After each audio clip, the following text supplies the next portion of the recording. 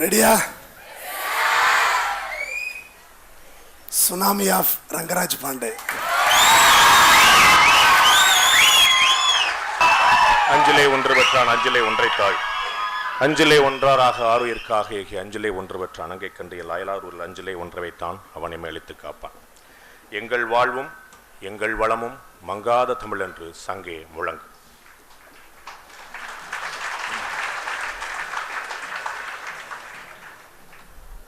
நன்மைக்குரிய நண்பர்களே, இந்த இனிமையான ஞாயிற்றுக்கிழமை காலை பொழுதுல உங்கள் அத்தனை பேரையும் வீட்டில் இருக்கிற வேலையெல்லாம் விட்டுட்டு, பார்க்க வேண்டிய நண்பர்களெல்லாம் விட்டுட்டு, செய்ய வேண்டிய வேலையெல்லாம் விட்டுட்டு, ஞாயிற்றுக்கிழமை கிளாஸ் உண்டா?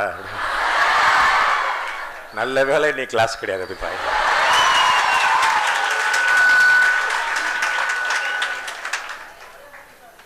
நேரிலும் அருகிலும் மேலும் ஆங்காங்கு தமிழகத்தின் பல்வேறு பகுதியிலும் நாளை இதை சமூக வலைத்தளத்திலும் பார்க்க இருக்கிற என்னுடைய அருமைக்குரிய செல்வங்கள் அனைவருக்கும் என்னுடைய இனிய காலை வணக்கங்கள்.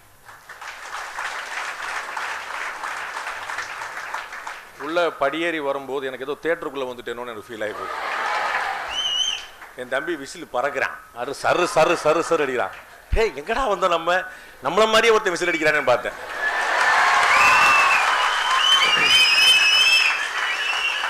உன் வாத்தியார் முன்னாடி விசில் அடிச்சுட்டு இருக்கிறாரு நினைக்கிறேன். ஓ, எனக்கு எங்கள் அண்ணன் தான் விசில் அடிக்க சொல்லி கொடுத்தான். குருநாதரை மறக்கக்கூடாதுல்ல. எனக்கு என்னடா வாயில் விசிலே வரலன்னு சொன்னபோது, நாக்கு அப்படி மடக்கி கொண்டா தம்பி, இப்படி வரல இப்படி வச்சுக்கணும்னு சொல்லிட்டு அடிக்க சொல்லி கொடுத்து அதை கடுமையாக ப்ராக்டிஸ் பண்ணி உள்ளே லாங்கான விசில் நான் தான் அடிப்பேன். It's challenge. அது வந்து அப்புறம் இப்போல்லாம் இல்லை. ஓ, அவ்வளோ உற்சாகத்தை பார்க்க முடிஞ்சு எனக்கு ஒரு பெரிய விஷயம்.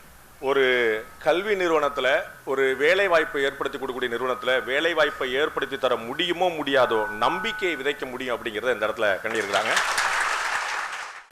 சோழர்கள் வரலாற்றில் முதல் வெற்றியை படைத்து புதிய தலைமுறையை உருவாக்கியவன் விஜயாலயன்.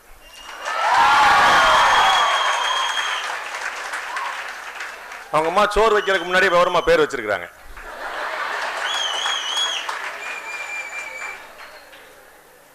நம்ம ஐஏஎஸ் ஆகாட்டி என்ன, இன்னொரு 150 ஐஏஎஸ் உருவாக்கி விடுவோம் அப்படிங்கிறது ஒரு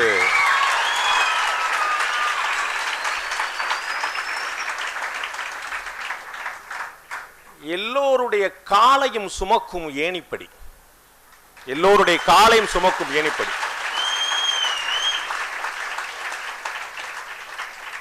கால் மிதித்தர் அத்தனை பேரும் கடந்து செல்வார்கள், ஏணி அங்கே இருக்கும், அத்தனை பேரை ஏற்றிக்கொண்டே இருக்கும்.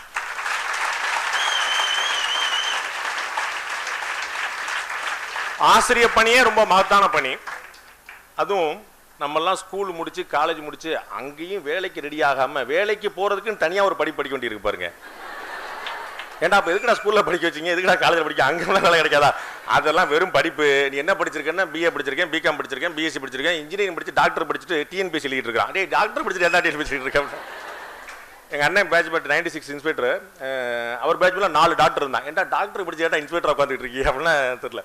ரொம்ப ஃபேமஸான ஐபிஎஸ் ஆஃபீஸர் டாக்டர் சுதாகர் வந்து சிஎம் உடைய செல்ல இருக்கிறாங்க. அவர் ஒரு எம்பிபிஎஸ் டாக்டர். அவர் வந்து ஜாலியாக உட்காந்து ஐபிஎஸ் ஆஃபீஸர், உளவுத்துறையெல்லாம் பார்த்துக்கிட்டு நல்லா முதலமைச்சர் பாதுகாப்புலாம் பார்த்துருக்காரு. ஸோ நம்முடைய படிப்புங்கிறது வந்து வேலைக்கான தனிப்படிப்பாக ஆகிப்போச்சு. ஒரு ஆச்சரியமான மனிதராக திரு விஜயாலயன் இருக்கிறார். நான் நிறைய கேள்விப்பட்டிருக்கிறேன். என்னுடைய மாமியார் வீடு இந்த ஊர் தான். அந்த மாமியார் வீடு இல்லை, ஒரிஜினல் மாமியார் வீடு. இங்கே ஒரு மத்திய சிறைச்சாலை இருக்குது தெரியுங்களா, திருச்சி மத்திய சிறைச்சாலை வந்து எங்கள் ஊர்லாம் அந்த மாமியார் விடும்பாங்க. நம்ம செல்லமான அப்கோர்ஸ் 2 ஒன்று தான் வச்சுக்கலாம். யோசிச்சு தான் ஒருத்தன் பேர் வச்சிருக்கிறான்,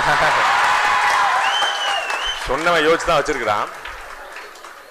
அதில் வந்து நான் நிறைய கேள்விப்பட்டிருக்கிறேன். அந்த மாதிரி என்னுடைய சகலையெல்லாம் சொல்ல, அப்படி உங்களை மாதிரியே ஒருத்தர் கோட்டு போட்டு, உங்களை மாத்திரே ஒரு டை வச்சுட்டு, தாடி குறுந்தாடி வச்சுக்கிட்டு, தாஜ்மஹாலை கட்டினது யாரு? ஷாஜஹான் அப்படின்னு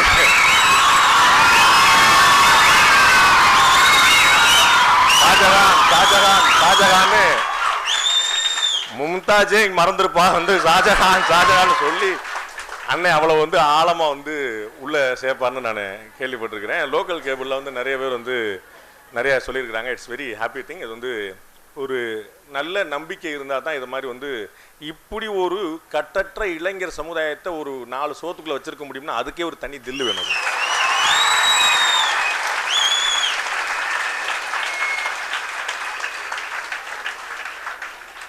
நமக்கு சொல்லி கொடுத்த ஆசிரியர்கள் எப்பயுமே நம்மகிட்ட பெருமையோடு இருப்பாங்க. விஜயாலயம் பேச்சப்பட்டு கேட்ட பிறகு பாண்டிய பேச்செல்லாம் கேட்க மாட்டேன்னு ஒரு கிளம்பி போயிட்டாரு. அவருக்கு வேற ஒரு வேலை இருக்குன்னார், முக்கியமான வேலை இருக்குன்னார். அது ஒரு பெரிய பெருமை. நான் சொல்லிக் கொடுத்த பையன் வந்து இன்னைக்கு எத்தனை பேருக்கு சொல்லிக் கொடுக்குறான், அதுக்கு எவ்வளோ பெரிய பெருமிதம் இருக்குது அப்படின்னு அதை கண்கூட பார்க்கும்போது ஆசிரியர்களுக்கு மட்டுமே உரிய ஒரு பெரிய பணி. அது வந்து நாளைக்கு உங்களில் யாராவது வந்து ஐஏஎஸ் ஆயிடலாம், ஐபிஎஸ் ஆயிடலாம். நீங்கள் சரியான வயசில் உள்ள நுழைஞ்சிங்கன்னா தலைமைச் செயலாளர் வரைக்கும் நீங்கள் போகலாம். மத்திய அரசு பணிக்கு போனீங்கன்னா கேபினட் செக்ரட்டரி வரைக்கும் போகலாம். எல்லாம் அந்த ஐஏஎஸ்குள்ளே தான் வர்றான். கேபினட் செக்ரட்டரியே ஆனாலும் எதிரில் என்னைக்காவது விஜயாலன்னு பார்த்தீங்கன்னா sir sir sir sir sir sir அதுதான் அந்த சொல்லிக் கொடுக்கறதுல உள்ள ஒரு பெரிய பெருமிதம். 7ஆம் கிளாஸ் வாத்தியார் கடைசி வரைக்கும் 7ஆம் கிளாஸ் பாடம் தான் நடத்திட்டு இருப்பாரு. ஆனால் நம்ம வந்து 1000 வருஷம் ஆனாலும் 1000 பதவிகள் அடைஞ்சாலும் அந்த 7ஆம் கிளாஸ் வாத்தியார் மறக்கவே மாட்டோம். பக்கத்தில் இருக்கிற பிள்ளையும் மறக்க மாட்டோம் வச்சுக்கோங்க, அது வேற விஷயம். அப்படி அந்த ஆசிரியருக்கு ஒரு பெரிய பெருமையை தேடி கொடுத்தது ஒரு ரொம்ப ஆச்சரியமான விஷயம். நண்பர்களே, நான் தொலைக்காட்சியில் வருவேன், தொலைக்காட்சியில் என் முகம் தெரியும்னு என்னுடைய தாய்க்கு தெரியாது. நான் தந்தி டிவியில் சேர்ந்த 7ஆவது நாள் என்னுடைய தாய் இறந்துட்டாங்க. அவங்களுக்கு டிவியில் நான் பேசுவேன், நான் ரொம்ப பேசுவேன்னு தெரியும், அது வீட்டிலே அப்படி தான் பேசுவேன். ஆனால் டிவியில் நான் பேசுவேன், டிவியில் வருவேன். இப்படி தந்தி டிவின்னு ஒன்று இருக்குது, அதில் பாண்டேன்னு சொல்லுவாங்க, உன் பிள்ளைய வந்து எல்லாரும் பார்ப்பாங்க சொல்லுவாங்க அப்படின்னு எங்கள் அம்மாவுக்கு தெரியுது. அதுக்குள்ளே வந்து கங்கையில் கரைஞ்சிட்டாவ. ஆனால் பாருங்க எவ்வளோ பெரிய பெருமை என்னுடைய தாய்க்கு இங்கே கிடைச்சிருக்கு. நம்முடைய பையன் அது இந்த புள்ள என்ன சொல்லி கொடுக்குது, நீங்கள் என்ன கற்றுக்கிறீங்களாம் தெரியாது, அதெல்லாம் அது வேற்ற வேண்டியில்லை. ஆனால் நம்ம புள்ள போனால் பிள்ளையெல்லாம் மதிக்கிறாங்க, வர சரண அம்மாவுக்கு வந்து அப்படி ஹாப்பியாக இருக்கும், நல்லா சொல்லி கொடுக்குற போல அப்படின்னு. எங்க அம்மாக்கு நான் எங்க வீட்லயே வந்து நாங்க 2-3 சகோதரர்கள் தான் நல்ல தமிழ் பேசுவோம். அதுக்கு முன்னாடிலாம் மேல இருக்கிற பெரிய எல்லாம் கண்டுபிடிச்சிடலாம், அவன் வந்து ரொம்ப நல்லா தமிழ் பேசுற மாதிரி நடிச்சிருவான், மாத்திடுவான், டே சேட்டு உனக்கு ஏண்டா அப்படின்றாங்க. அவன் வந்து இல்ல நம்மளுக்கு நல்லா தமிழ் தெரியும் அப்படின்னு பேசுவான் எங்க பெரியண்ணன். ஏன்னா அவங்க எல்லாருமே பீகார்ல பிறந்து இங்க வந்தாங்க. நான் மட்டும்தான் ஸ்ரீவில்லிபுத்தூர்ல அரசு மருத்துவமனையில பிறந்தேன். நானும் எங்க அண்ணனும் நல்லா தமிழ் பேசுவோம். 3 அண்ணங்க நாங்கள் நல்லா தமிழ் பேசுவோம். மூத்த அண்ணன் மட்டும் கொஞ்சம் கம்மியாக தமிழ் பேசுவோம். எங்க அம்மாவுக்கு நான் கதை புத்தகம் படிக்கிறேன்னா பாட புத்தகம் படிக்கிறேன்னு தெரியாது. நான் ஒரு புக்கை வச்சுட்டேன், என் புள்ள எப்படி படிக்குது அப்படின்னு சொல்லி டபக்கு டீ அவளை சொல்லுவேன். ஓகே கொண்டா ராஜேஷ்குமார் நாவல் உட்காந்து படிச்சுக்கிட்டு இருப்பேன். அது என்ன சொல்றோம் அப்படிங்கிறத தாண்டி நம்ம பிள்ளைக்கு ஒரு பெரிய பெருமிதம் இருக்கு அப்படிங்கிறத, தன் பிள்ளை அங்கீகரிக்கப்படுவதை தன் வாழ்நாளிலேயே பார்ப்பத மாதிரி ஒரு தாய்க்கு பெரிய பாக்கியம் வேறு எதுவுமே இருக்காது. தன் மகனை சான்றோன் என கேட்ட தாய், தந்தை இல்ல, சான்றோன் என கேட்ட தாய். ஆக்சுவலா வந்து அறிவை வளர்க்கிறது தந்தை நம்ம சொல்லி ஏமாத்திருக்கிறோம். தாய்க்கு தான் அந்த பெருமையை சொல்றான், என் புள்ள பெரிய புத்திசாலி தெரியுமா, அப்படியா அவ்வளவு நல்ல பையனா என் பையன் அப்படின்னு. அம்மாக்கு அந்த வயிறு நிறையும் பாருங்க. ஈன்ற பொழுதில் பெரிது ஊக்கும்னா, பெத்த போது கூட அவ்வளவு நிறைய. பக்கத்துல பிள்ளைய பார்த்தோன்னே எனக்கு வந்து நிறைவான பிரசவம் ஆயிடுச்சு, என் பிள்ளை குறைவில்லாமல் பிறந்திருக்கானே ஒரு வயிறு நிறையும். அப்பா நல்ல வேலை, கண்ணு காலு மூக்கு எல்லாம் சரியா இருக்குன்னு பெரிய மனசு நிறையும். அதை விட ஒரு பெரிய பெருமை, விஜயாலயம் நல்லா பண்றாரு, என்ன கேட்கணும் எல்லாருக்கும் நல்லா தெரியும் அப்படின்னு. அப்படியா நான் அவங்க அம்மா தான். அது ஒரு பெரிய பெருமை. அதை வந்து சகோதரர் வந்து அதை கொடுத்துருக்காரு. Very lucky man. அம்மாவும் விஜயாலயம் சகோதரரும் ரொம்ப லக்கி. இதில் நான் வேலையை விட்டு நின்று செஞ்ச முதல் வேலை இந்த ஃப்ரெஞ்சு பேட் எடுத்தது தான். என்னை வேலை சேரும்போது 2 கேள்வி கேட்டாங்க. வந்து பார்க்குறதுக்கு வந்து ரொம்ப சாதுவாக முகம் இருக்குன்னு, என் முகம் ரொம்ப சாதுவாக இருக்குது, ஆனால் கொஞ்சம் ஒரு டஃப் லுக் கொடுக்கணும், அதனால் குறுந்தாடி வைக்கணும், பொட்டு எடுக்கணும், ஓகேவானாங்க. நல்ல சம்பளம் கொடுத்தா நான் குட்டி கட்டம் கூட அடிப்பேங்க அப்படின்னு. ஸோ வேலையை விட்டு வந்தோடனே நான் முதல்ல வந்து வீட்டில் உட்காந்து ஃபுல்லாக ஷேவ் பண்ணேன். அப்படியே அந்த குறுந்தாடி மட்டும் உத்து கண்ணாடியிலே பார்த்துட்டு சரக்கு இழுத்துட்டேன். என்ன ஆனந்தம். பைக்ல போனா நாடியில காத்தடிக்குதுங்க. இங்க நான் இந்த இடத்துல காத்தடிச்சு பார்த்தே கிடையாது. அப்படியே உருன்னு இப்படியே ரொம்ப சீரியஸ்னு ஒரு ஜோக் அடிச்சா கூட சார் ரொம்ப சீரியஸா பேசுறாரு. டேய் நான் எவ்வளவு சீரியஸா ஜோக் அடிச்சிட்டு இருக்கேன், ஜோக்க சீரியஸா பார்த்துட்டு இருக்கேன். நான் வெளியில எங்கேயும் கோட் போடுறதே கிடையாது. அந்த கோட் கலாச்சாரத்துல இருந்து நான் வெளியே வரணும் ரொம்ப நாள் முயற்சி பண்ணி மக்கள் மன்றத்திலலாம் நான் வந்து போடுறதில்ல. அது மாதிரி வெளியிடங்களில் நான் ஸ்டூடியோ தவிர வெளியிடங்களில் போனால் நான் வந்து கோட்டு போடுறது கொஞ்சம் கசகசன்னு இருக்குது, கொஞ்சம் கம்ப்ளீட்டாக வரல. இந்த கோட்டுக்கு நான் மாறின கதை ஒரு காமெடியான கதை. இது வந்து எல்லாருமே இந்த வெள்ளக்காரை மாதிரி அந்த பிளேசர் தானே போடுறாங்க. எனக்கு டிவியில் எல்லாருமே அந்த பிளேசர் தானே போடுறாங்க. அதுதான் என்னையும் போட சொன்னாங்க. அது யாரோ சித்தப்பாட்ட வந்து கடன் வாங்கின ஒரு பிளேசர் தூக்கி போட்டால் பிளேசருக்குள்ள நான் காணாமல் போயிடுவேன். அது ஒரு 5 வருஷம் முன்னாடி பிளேசர் தூக்கிட்டு தலையை மட்டும் இப்படி எட்டி பார்த்துட்டு இருக்கணும். அதில் அந்த டையை கட்டுற ஒரு கொடுமை இருக்குது பாருங்க, அது எனக்கு தெரியவே தெரியாது, இன்னைக்கு வரைக்கும் தெரியாது எனக்கு. 7-8 மணிக்கு போடுறாங்க, 7:50 ஓத்துட்டு அடியே கட்டி விட்றா. அவன் பல பேர் கொலவர் அப்படி இருத்துருவான் சரக்குன்னு, அப்படி கழுத்தோடு அப்படி இருத்துருவான். அப்படியே ஒன்று பார்த்தேன். ஏன்னா ஒவ்வொரு நாளும் 7:50 போய் நம்ம ஒருத்தனை கெஞ்சி பக்கத்தில் ஒன்று தொங்கிட்டு இருந்துச்சு. யாரோ புண்ணியவன் போட்டுனா இனிமேல் இதுதான் நம்முடைய கோட் அப்படின்னு முடிவு பண்ணி அன்னையிலேருந்து அது வந்து மோடி கோட்டாகி, பாண்டே கோட்டாகி, விஜயாலன் கோட்டாகி அது வந்து அப்படி போயிட்டு இருக்க மாதிரி ட்ராவல் பண்ணி போயிட்டே இருக்குது.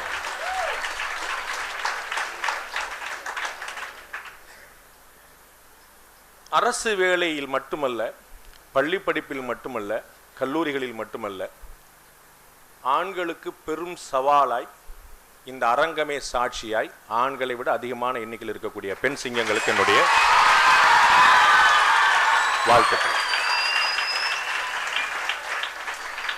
பெண் சிங்கங்களை எல்லாம் அரங்கத்தில் அமர வைத்து விட்டு வழக்கம் போல தியாகம் செய்து கொண்டு வெளியே நின்று கொண்டிருக்கக்கூடிய என்னுடைய அருமை ஆண் சிங்கங்களுக்கு என்னுடைய காலை வணக்கம். அப்படியே விட்டு கொடுத்து தியாகியாவே ஆகி வாழ்க்கை பூரா தியாகம். எப்பா உன்னையோட 10th நிறைய பேர் அவங்க தான் வாங்கிட்டாங்க. பொம்பளை பிள்ளை பூரா படிச்சிருச்சுப்பா. நம்ம பிள்ளை தானே படிக்கணும்.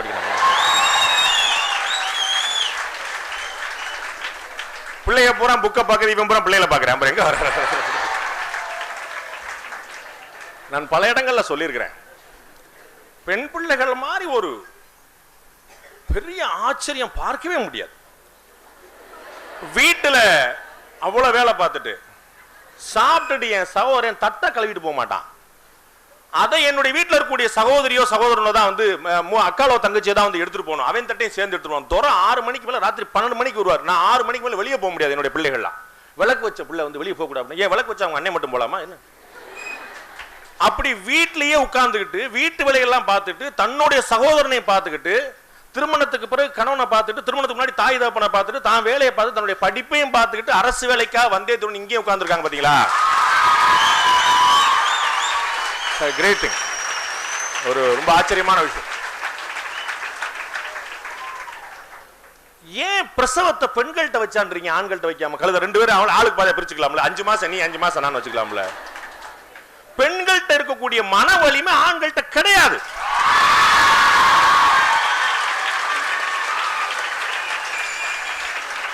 பத்து மாசம் பிள்ளைய சமக்கணும்னு சொன்னா அத்தனை ஆம்பளை கலைச்சிட்டு போயிருவாங்க கருவை.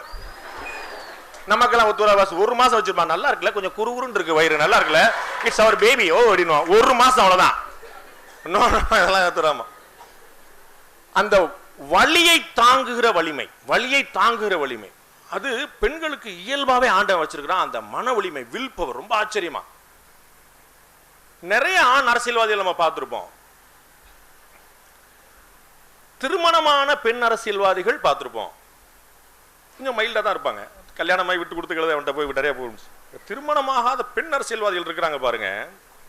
மம்தா பானர்ஜி, மாயாவதி, மாண்புமிகு புரட்சி தலைவி, இதே செல்வி ஜெயலலிதா அவர்கள் என்ன வில் பவர் பாருங்க.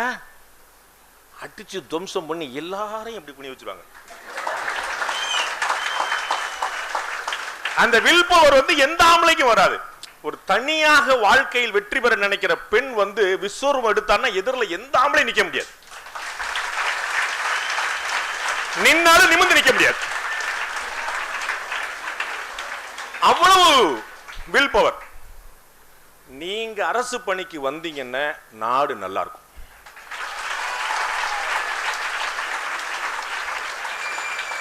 ஒன்னு ரெண்டு இடங்கள்ல லஞ்சம் வாங்கியதாக பெண் அதிகாரிகள் கைது செய்யப்படும் போது நான் உள்ளபடியே கவலைப்படுகிறேன். அது நடக்காதுன்னு தான் நினைச்சேன். ரொம்ப பேசினா பொம்பளைன்ற ஒரு ப்ராப்ளம் புரளி, அந்த பாத்தியாடி நான் அப்பே சொல்ல, அவ அந்த பச்சை சுடிதார் இவனுக்குனே தான் போட்டு வந்திருக்கான். அவன் பச்சை சட்டை போட்டிருக்கான், இவளும் பச்சை சுடிதார் போட்டு வந்திருக்கான். அவ்வளவுதான். அது ரொம்ப வந்து போனா அவ்வளவுதான், பொருளி பேசுவாங்க, அவ்வளவுதான். அது ஒரு ப்ராப்ளம் இல்லை, பேசிட்டே போறாங்க, வேலை பார்த்துட்டே போறாங்க. இந்த ஆம்பளை வந்து உள்ள வந்தோடனே தம் அடிக்க கிளம்புவான், அதுக்கப்புறம் டீ அடிக்க கிளம்புவான், அதுக்கப்புறம் சாயந்தரம் ப்ரோக்ராமுக்கு பிளான் பண்ணுவான், அப்புறம் நம்மால் எங்க இருக்குன்னு கரெக்டா இருக்கான்னு பார்த்து வர காப்புவான். இப்படியே அவன் வேலையில பாதி வேலை. அவனுக்கு எவ்வளவு சோசியல் ரெஸ்பான்சிபிலிட்டி பாருங்க. ஒரு ஆம்பளையா இருக்கிறது அவ்வளவு சுலபம் இல்ல. மாப்பிள்ளை புறம் குளவரில் இருக்கான், என்னன்னு வீட்டுல வந்து திட்டு வாங்கிட்டு திட்டு வாங்காத மாதிரி சூனாமாடான்னு போறது சாதாரண விஷயமா? போ நம்மளை அடிச்சவங்க டயர்டாகி கிடக்குறாங்க, நாங்கெல்லாம் யார் தெரியும்ல அப்படின்ட்டு ஆண்கள் சமுதாயம் கொஞ்சம் அப்படியே விழிப்பா பாக்குறாங்க. இன்னைக்கு டெல்லியில், சென்னையில எல்லாம் போனீங்கன்னா, மும்பை, பெங்களூர்லாம் போனீங்கன்னா, ஐடி பார்க்ல வந்து 30% ஆண்கள் இருக்கிறாங்க, 70% பெண்கள் இருக்கிறாங்க. ஐடி பார்க்ல பூரா வந்து அடிச்சு தூக்கிட்டு வர்றாங்க. அவங்க நம்மால் வந்து பார்த்துக்கிட்டே இருக்கிறான். அவங்க ஹெச்ஆர் டிபார்ட்மெண்ட்ல என்ன பண்றாங்கன்னு தெரியல. பொம்பளை பிள்ளையா இருந்தா வேலையை கொடுத்துறாங்க, ஆம்பளை பிள்ளை தான் நம்மளும் சுடிதார் தான் போட்டு போன பொழுது நாளைக்கு நமக்கு என்ன செய்யறது? அது ஒரு பெரிய சேலஞ்சான விஷயம் தான். சவர் பேசும்போது, நீ ஒன்றும் வருத்தப்படாத, நீ தமிழன் தான், நாங்களாம் அங்கீகரிச்சிட்டோம் அப்படின்னாரு. எனக்கு எந்த வருத்தமும் கிடையாது. நான் எல்லாரும் மூஞ்சிக்கு முன்னாடியுமே பேசுறேன். நான் தமிழன் இல்லைன்னா யாருமே தமிழன் இல்லாம நான், எனக்கு எந்த தயக்கமும் கிடையாது. எனக்கு தமிழ் தான் தெரியும், தமிழ் தான் தெரியும். ஹிந்தியே தோடா மாலம் தான். வந்து இங்கிலீஷ் உங்களுக்கு தெரிஞ்சது தான். Yes, okay, no, okay, fine, okay, அவ்வளவுதான். நமக்கு இங்கிலீஷ் வடிவேல் இங்கிலீஷ் தான். அப்ப எனக்கு தெரிஞ்சது தமிழ், நான் படித்தது தமிழ், நான் சுவாசித்துக் கொண்டிருப்பது தமிழ், எனக்கு தெரிந்ததெல்லாம் தமிழ்.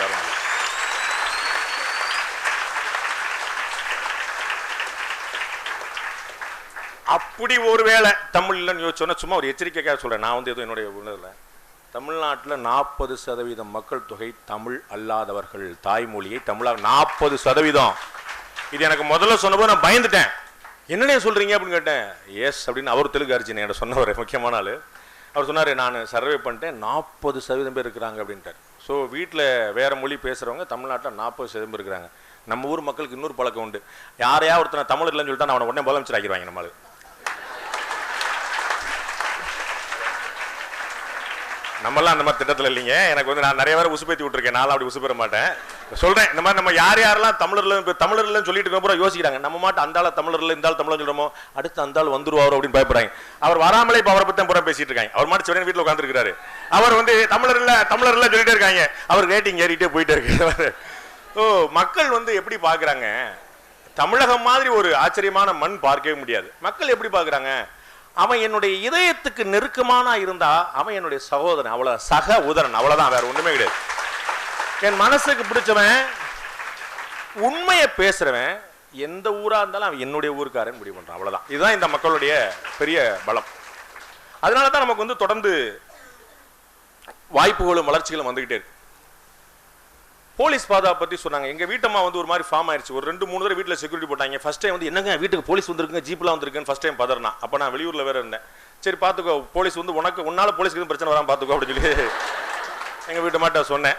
அதுக்கப்புறம் 2-3 தடவை போலீஸ் செக்யூரிட்டி போட்டு அவளே பழகிட்டா. அவர் டீ காஃபி சாப்பிட சொல்லிட்டு, அவன் ஏட்டே வந்திருக்காருங்க, அப்படி இன்ஸ்பெக்டர் வந்திருக்காரு அப்படின்னு சொல்லி சாதாரணமாயிட்டா. என்னங்க இன்ஸ்பெக்டர் வந்திருக்கா சாதாரண சொல்லி, அவர் சும்மா போய் எப்போ இங்கே வந்துட்டு தலை காட்டு போறாரு அப்படின்னு. அந்த மாதிரி அது வந்து ஒரு சகஜமான ஒரு விஷயமா போயிடுச்சு. எங்க அக்காவுக்கு மட்டும்தான் பயம். எங்க அக்கா சொல்லுவா, அந்த விவாதங்கள்லாம் பண்ணிட்டு இருக்கும்போது, ஏண்டா அவங்க 2 பேரும் சண்டை போட்டு போறாங்க, நீ ஏன்டா குறுக்க பேசுற, நீ மாட்டு பேசாம எல்லாரும் உன்னை கோச்சுக்கிடுவாங்க அப்படின்னு அக்கா சொல்லுவா. நீ மாட்டு அவங்க சண்டை போட்டு வச்சுக்கிடுவோம், நீ பேசாத அப்படின்பா. நம்ம தான் எடுத்து விடுறதே நம்ம தானே.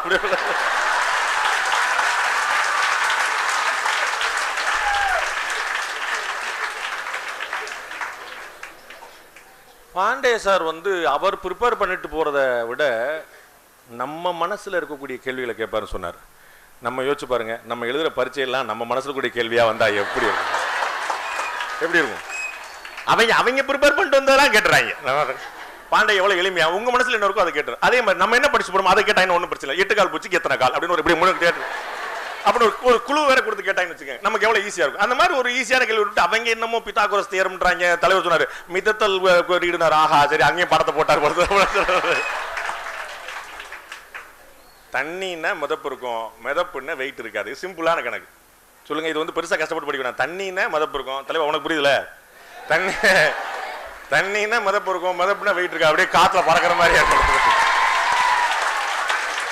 அவ்வளவுதான் மிதப்பு.